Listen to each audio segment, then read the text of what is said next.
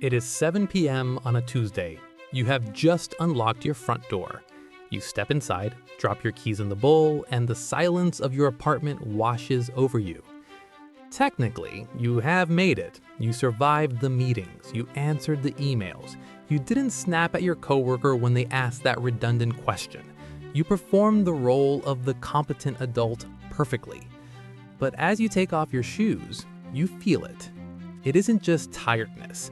It is a heavy, sour sensation in the pit of your stomach, a low-grade fury. You look around at your life, the clean countertops, the bills paid on time, the reasonable bedtime approaching, and a voice inside you screams, "I hate this." You try to push it down. You tell yourself you're just ungrateful. You tell yourself to grow up. But the voice doesn't leave. It gets louder. It sabotages your sleep. It makes you doom scroll until 2 a.m. just to feel a spark of rebellion.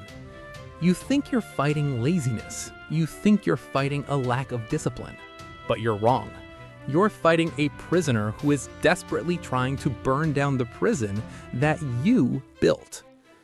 We like to believe that we are one single unified person. We use the word I as if it refers to a solid block of granite. I want this. I feel that. But in the more nuanced corners of psychological theory, specifically in models like internal family systems, this is considered a polite fiction. The mind is not a monolith, it is a multiplicity. Think of your mind not as a single computer, but as a bus.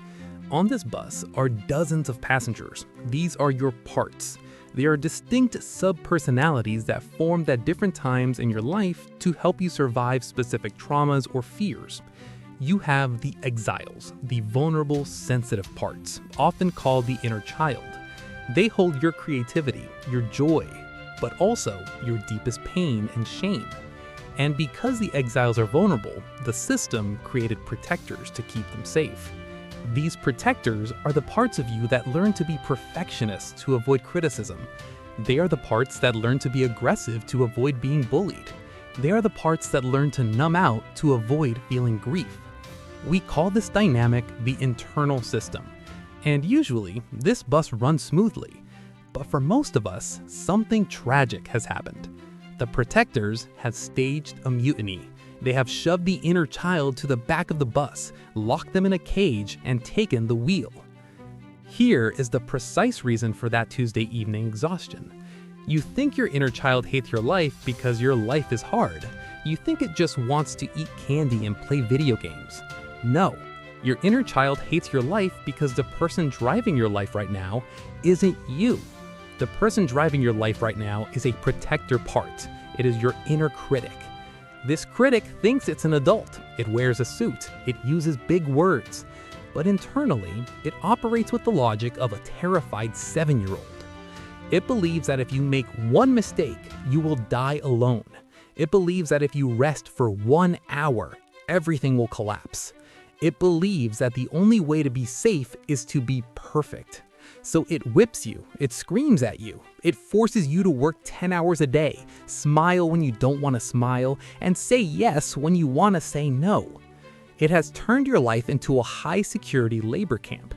And your inner child, the part of you that actually knows how to enjoy the sunlight, the part of you that knows who you really are, is screaming, "I hate you," because you're letting a tyrant run the show. You aren't exhausted because of the work. You're exhausted because you're living under martial law inside your own head. So, how do we end the mutiny? The standard advice is to silence the critic or conquer your mind.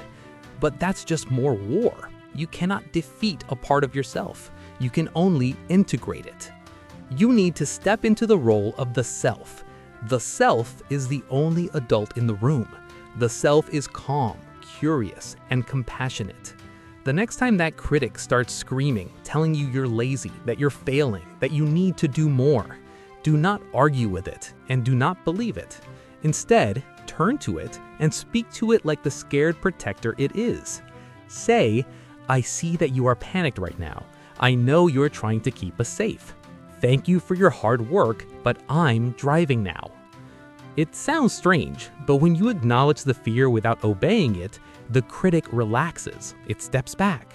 And when the critic steps back, the inner child stops screaming because it sees that finally there is an adult at the wheel who is strong enough to keep them safe without locking them in a cage. Your inner child doesn't need you to be perfect.